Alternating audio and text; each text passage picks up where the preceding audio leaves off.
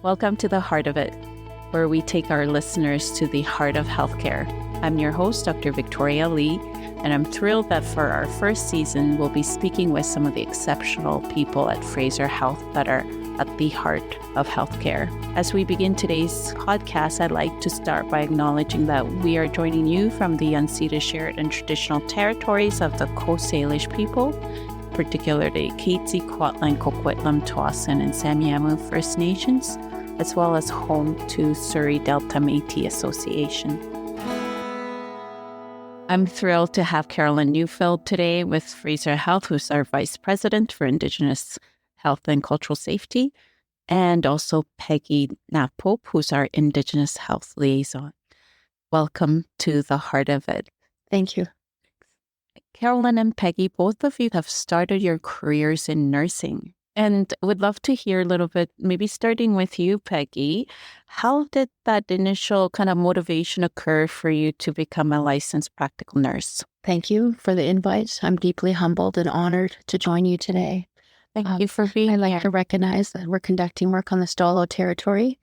I am originally from Treaty 6 territory. It's Saskatchewan. So I'm Cree, Métis, and Dakota descent. And I get to live and work and play here, and it's been a great honor. What's taken me down this path has been a lifelong journey. Something that, I'm still working through every day. I myself am a fourth-generation residential school survivor. My grandmother, great-grandmother, my mother, and myself all attended residential schools.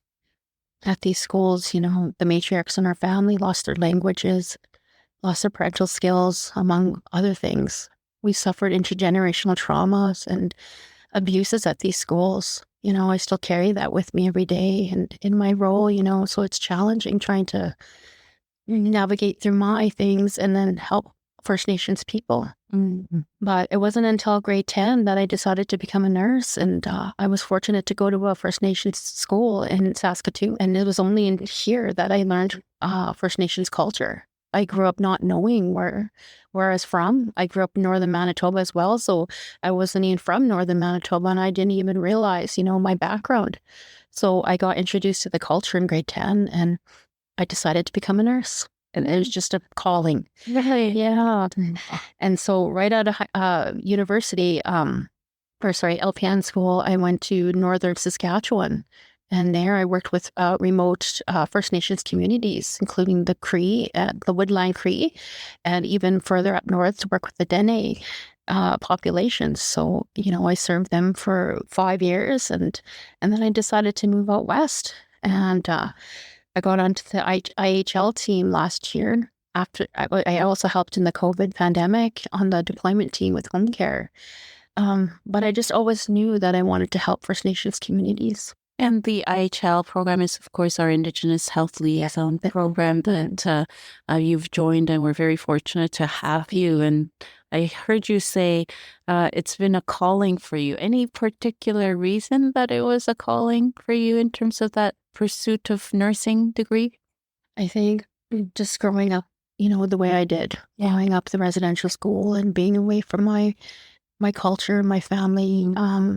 I know what it's like. I know what it's like to face racism, discrimination, marginalization. Yeah. Sorry, it gets a little emotional. I feel that I help First Nations people that way. I understand what it feels like. Yeah. I don't want other people to feel that way. Our health is very important to us holistically. Health and wellness, healthcare is such an important area in people's lives, right? And having that influence and ensuring that we're providing culturally safe care, and the fact that we have seen and witnessed systemic racism in healthcare when people are going through some of the hardest times and some of the most wonderful times, I think what I'm hearing from you is that makes it that kind of a calling in terms of making that impact. A good resource I always look back onto is the TRC and the calls for action in health. And just, knowing that the health disparities that First Nations feel, and in my role, I get to help First Nations people hopefully feel safe and culturally, and their cultures be respected. Was it a calling for you as well? Well, I didn't pursue nursing. No.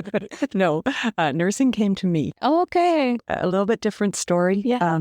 But still some of the things that you've just said, Peggy, are just resonate so much with me.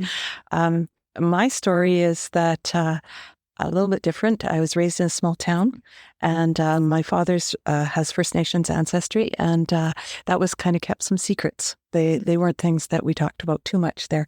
A little bit of awareness of it, but not too much. Mm-hmm. So heading out from the small town, I went off to university to be a teacher because that's kind of what we knew in our small town was a good job. And I actually was terrified of blood. Didn't think I would ever go into nursing. But fast forward quite a few years, and our family, we had quite a few health issues in our family. And I ended up spending many, many months, and as a matter of fact, almost a year in the hospital, in and out, not myself, but with our family and one of our children. And so I got thinking, I got familiar with that. And I realized that I really, really liked nurses because they cared. And they would do anything for you. They cared deeply. They cried when you cried. They hurt when you hurt. And the physicians in general were really trying to be those people too. And so I had great admiration. And then fast forward a few more children and another tragedy. My husband got cancer. And so it was like, now what? I have little children, and I need a career that I can trust. And that maybe was, I might be able to really care for people, because that was my heart. Mm-hmm. And so I ended up going back to night school, retaking chemistry, biology, all those things that you have to do, and then headed off to BCIT and for a job, because I knew it was a good job. And if my husband didn't make it, then I would have a career. And so that's kind of where health care started. From there, I started working all over, and then carried on with many, many journeys throughout life of different places and spaces I've worked. And I've always found nursing to be just about as rewarding a career as I could have ever hoped for. Opened doors all over, and I really have seen that overall nursing, most people come into it because they care deeply. Yes. And so, I know right now it's turbulent times, but I think that's the heart of where we come from.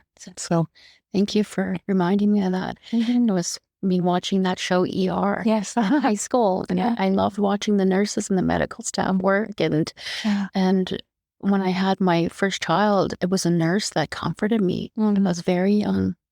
And she made me feel cared for. Yeah. And I admired that about her. And I don't know what got in my head. From that, I wanted to become a nurse. Yeah. And nothing stopped me. What about why Fraser? Well, that's part of the journey. And believe it or not, many years ago, I worked for Fraser Health. At the beginning, I worked at Langley Hospital in maternity and sort of started my career there. But then that led, I went and worked in Vancouver for a little while, and then eventually worked overseas. So took our family and moved to Haiti. And that kind of transitioned in another family event that didn't plan. In Haiti, we had all of our children there, and we were living and helping build a hospital. And I was in a propane explosion. And so my legs were all burnt. Yeah. And so I ended up coming back to Canada, and I wasn't able to be a bedside nurse. So 12 hours standing was too much. And at the same time, we had been really blessed by being able to adopt our son. And our son is First Nations, and he had been in foster care for 2 years. And so he was a huge influence. Love him, I just love him to bits. And so he was a big influence in how do I work more with people that I didn't know really well, because my background, I hadn't had a chance to explore, but that I felt such a commitment for him to know who he was as a person, to be really proud of who he is and to accomplish everything he can in life. And he'd had a little bit of a rough start, as a baby. And so anyway, make a long story short, I ended up applying for a job at Stalo Nation in Chilliwack. And then that led to me being out at Seabird Island for 22 years, director, and had amazing experiences there, and then came back to Fraser. So long circle. Yes, exactly. Yeah. What gives you strength and pride and optimism? Mhm. It's weird, just the way I grew up, and I just always never let anything bring me down. As many struggles as I had, even going through school and growing up, I just remained positive. Um, I found things to be proud in myself. I've always remained caring, you know. It's a lifelong healing journey, and working with Fraser Health it's groundbreaking. The stuff that's going on here. You know, I know from living in other provinces, we're way ahead of other provinces in what we're doing.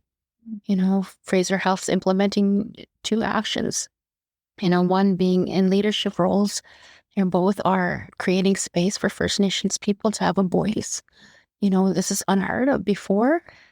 No one would take into consideration how First Nations felt, you know, and it's groundbreaking what you're both are doing.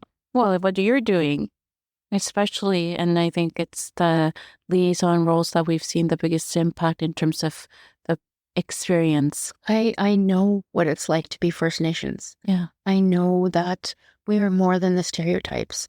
We are more than what we're portrayed. We have been betrayed in the media. Like Lily Gladstone, she just won a Golden Globe, and she spoke to that, you know. I know who we are as people. Well, I can speak to myself and where I'm from. I know that pride's in us. We're resilient people. And, you know, it's going to take a lot of work, but people need to recognize that these are stereotypes. And if they get to know First Nations people, we are a lot more than what's portrayed of us. What are some of the stereotypes that you see that manifest in our healthcare? Oh, and I went over this over and over, unfortunately, in my head. Like, the most harmful stereotype is and I still see it every day in my practice, is that all First Nations are alcoholics or drug addicts.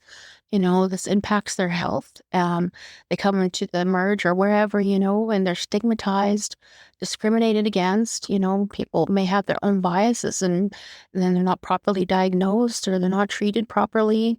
Just even in, like, whoever's caring for the nurse, the doctors, their tone of voice, their body language, they have that internalized racism already, and, you know, that impacts them. You know, they may not want to seek care, or they leave without being seen. Further impacts their health. They don't trust healthcare teams. You know, it goes around First Nations communities. Oh, so-and-so is working at the hospital. Oh, I'm going to wait, you know, or I'm going to go elsewhere. Yeah. What does the day-to-day life look like for Indigenous liaisons? Oh, we've been very busy. Our team's grown tremendously. I come in, check my emails, start triaging everybody, prioritizing. I also go out to Fraser Canyon Hospital, help people there, and, like, there's isolated communities around Fraser Canyon as well. So we support them. We even support the clients in the Elders Lodge, you know, so it's very diverse. Everything under the sun happens, and we help people wherever they're at, whatever they may need. Even if we don't know, we look into it. We ask each other. We ask resources. We ask the higher ups. Yeah. And this program of work relates to the anti-racism plan, which of course involves many partners and I think over 100 actions that are underway. Would love to hear a little bit more about that, Carolyne.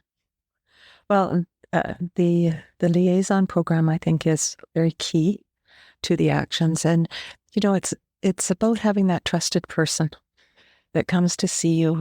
What I find so often with many of our Indigenous people is that speaking up is not something that they really want to take a risk with. Oftentimes, I hear people saying, you know, that either they were intimidated or afraid to, rattle something because something then might go wrong. And so there's a real fear of all of that. So the liaisons were really key to that. And as an action to try to bring some trust back in to the community.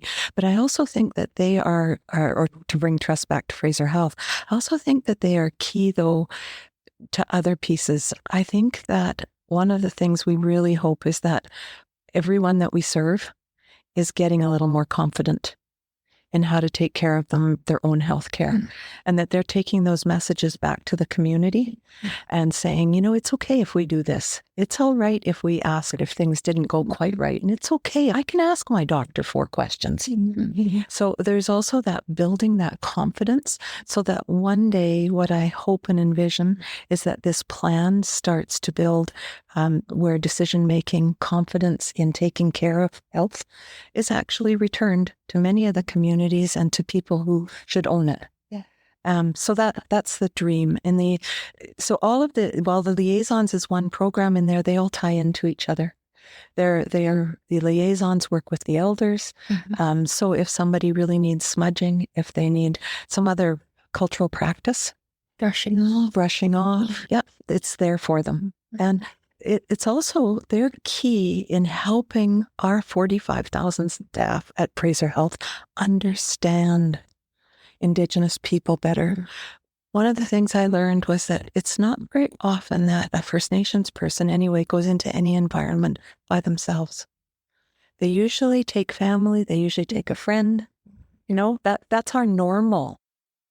And so we as a system are saying things like, we don't share information.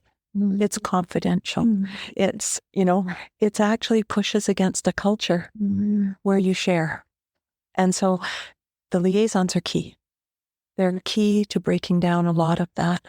And our anti-racism action plan, there's 100 actions there that we hope make things safer, better, and people more able to say, I need to have health care. I need to take care of my health. I've seen so many people leave illness too long. They get it too late and we can't help. It breaks our heart. And then we go into a community that's small, 200 or 300 people, and they've had 3, 4, 5 deaths. These aren't isolated deaths. These are interconnected deaths or problems. And so we really have to recognize the impact of that and also what the liaisons are doing, how it's helping with all of that. So all of these actions in that plan are designed to be interconnected to bring a better picture. Yeah. And do you think some of the stereotypes that was mentioned by Peggy are being addressed through these actions, or specifically or more broadly? I think both. But, I always have to share little stories of impacts. Yes. So one story that broke my heart, because I'm a mom with kids, and so birthday parties in our household were always very important. And I was working at Seabird, and one of the moms had invited several children from the class to come to the birthday party, and no one was coming. And they weren't coming because it was on reserve. And I felt such tragedy, both for that child, that family, and just actually for what people who didn't come missed out on too, but that's the kind of stuff that has to end. People, we've got to stop this. It's these biases. This family was a wonderful family, but even kids at that time in their class had somehow learned this wasn't a safe place to be. Sometimes I get really upset about the news and how they share the story of First Nations people. Sometimes it's all about the water they don't have and the broken down houses and things like this. And I'm going that picture has to be changed. If we keep telling that story instead of telling the success of a Peggy, we've got it wrong because we're missing all the beauty. Yes, thank you for saying that. It's not all about our traumas. It's our resilience, our strength. That's what I have pride in. And to remind myself that. And, thank you for saying that. Carolyne, you mentioned it kind of things came to you or landed, and the path was kind of what the universe told you to go into. But both of you ended up working in Indigenous specific area of health, because as a nurse, there's many, many careers that you can pursue. As I mentioned, it was about my son, but it also was just this real passion for wanting to help Indigenous people, because I really felt like they were being left behind. That they were not the story was not being told in the right way. Yeah. And I felt like there were many, many, many doors open for other people here to get health services, and there were many closed doors. It was not that long ago where there were brochures on reserve. I think it's probably 10, 15 years ago. And there were government brochures around services that said, we don't service First Nations people on reserve. That was the federal government's job.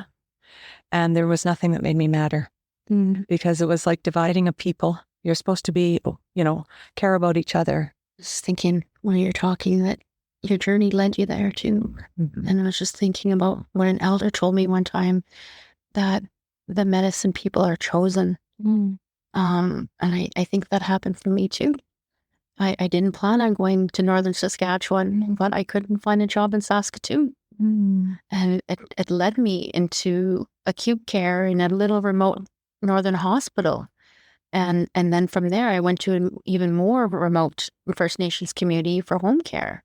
And in that role, I helped doctors and I had my own clientele, like 25 clients that I brought the med students to. And we drove on ice roads to get to. And it's been such a journey. And then when I worked in Stony Rapids, Saskatchewan, I had to fly there. And it was a very isolated community, and there's the hospitality that they showed me. I guess one of the things that Carolyne talked about is around that care, and that just caring for others being such an important call for you. But not only have you gone to all kinds of academic institutions to learn, but now you also teach people that are coming and joining our country and ensuring that they also are equipped to succeed in supporting them. And you support them in different ways of through language, but also supporting them through resources, housing, financing. So I would love for the listeners to learn a little bit more about those opportunities that we have, because in our region, 90% of refugees, government-assisted refugees in BC, actually settle in our region as well. So yeah. Thank you. I believe that Canada, despite some of the turbulence and things, is just an absolutely blessed country. Having lived and worked in Haiti and traveled around to some other spots, you really see that despite some of our troubles, this country is amazing. Yeah, we're very fortunate and privileged. Yeah. And when I hear... Going way back, we really took it on our hearts that people from other countries need a safe place to come to build their families, to thrive. And so going quite a ways back, we were able to sponsor several families to come to Canada, and most recently some Syrian families, and was able to get involved with them. And then this helping them establish their families, and they're doing wonderful. They're really wonderful, appreciating Canada. But at the same time, this last couple of years, I have been able to go and teach as a volunteer ESL to a whole room with people from many cultures and countries, and the laughter and the fun and the joy and the happiness of creating community where you're all trying to learn a little bit of language. It's such a privilege for me to be able to do that. So it actually, I think they might be getting a little out of me, but mostly I'm getting it from them. I'm getting the joy just of seeing their happiness and the jokes and the learning about all these different cultures from their perspective. Oh my goodness, it's such a privilege. And I feel so proud sometimes of Canada that we can offer these kind of things in a really safe environment. So it's actually my medicine. It gives you joy and healing through that community building. Absolutely, yeah. And there's an interesting connection there too, because when we think about Indigenous communities, that sense of community is so strong too. That's the way that we've survived for so long. Yes. And I was going to bring it back to us as a family, a Fraser Health family, and viewing the IHL team as a positive resource. Our role is to ensure First Nations are taken care of and respected, but us as a team work together as a family, as a community. It's no team against another team. We're all in this together. And, that was the saying in the pandemic. But it's true. It's the way that we're going to survive, that we're going to move forward.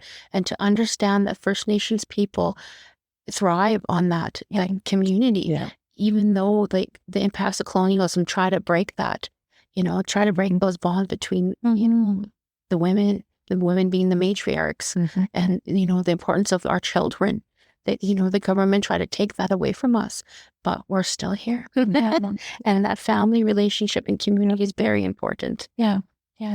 Even to that, even when even I look at when people came from the gold rush, like my great grandfather, and other, explorers, Métis explorers, etc., and even the colonial whole system.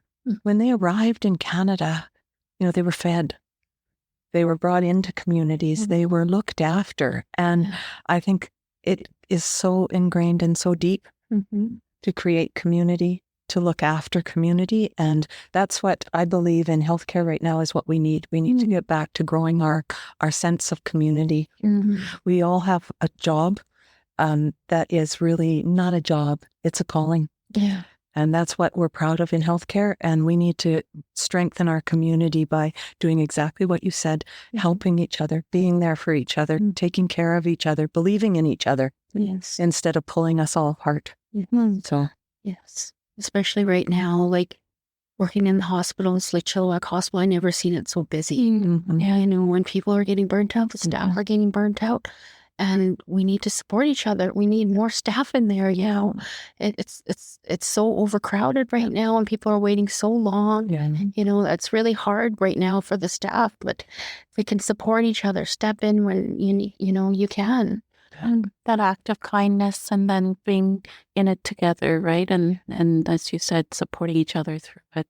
Yes. What do you foresee for a health system that's also very safe and also culturally appropriate for people that we serve? My hope, and I actually see it in Fraser Health, I really do, since we began the work with the Anti-Racism Action Plan, I see open hearts and open minds. And, you can't just go to one person and say, do it this way, and that will make a culturally safe care. Join us on the journey. Join us to learn and be open to it, be sympathetic and empathetic. Treat your colleagues with kindness so that they can extend kindness. Ask questions. Go the extra mile. It costs so little, and it creates and does so much to do just a little bit more sometimes. I also, we have to take care of ourselves. That's important. But I just think we need to get back to some of the real concrete values that healthcare has. And for the Indigenous population, please come on the journey with us.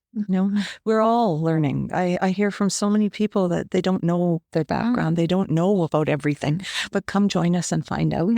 And then when there's a difficult thing or a difficult conversation that rises around racism or things like that, let's not deny it.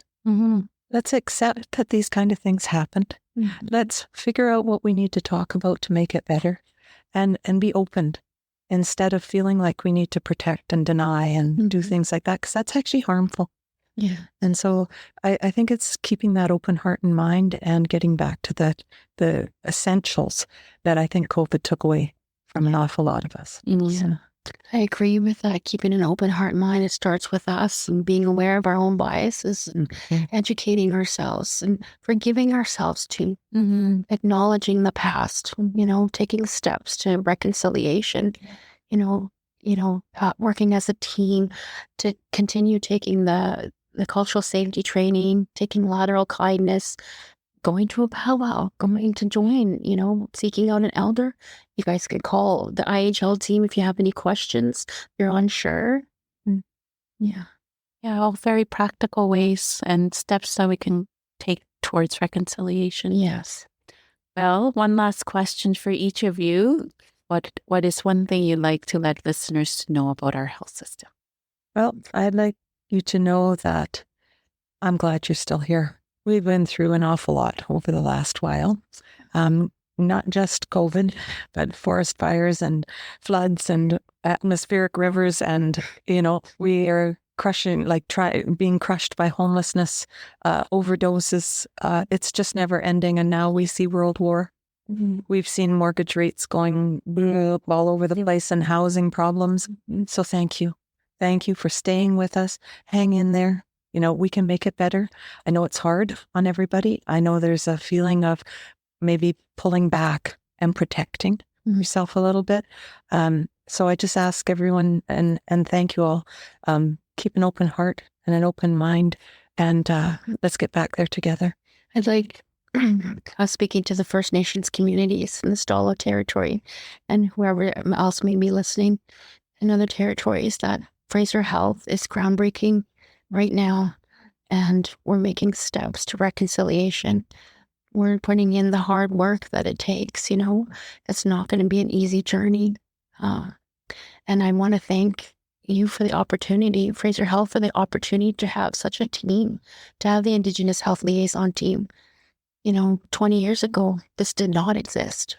And I want people to know that we're listening. We're here for you. You're safe. You can trust us, and we'll try to make things right, but it's going to take an effort. And please be understanding, that we're growing too, and we're learning as we go. Beautiful. Both of you, thank you so much for your work and what you do at Fraser Health, but also for individually how you care and demonstrate your care, and also your courage and pride to ensure that we're working towards that reconciliation and system of health services that we're providing that's free of racism.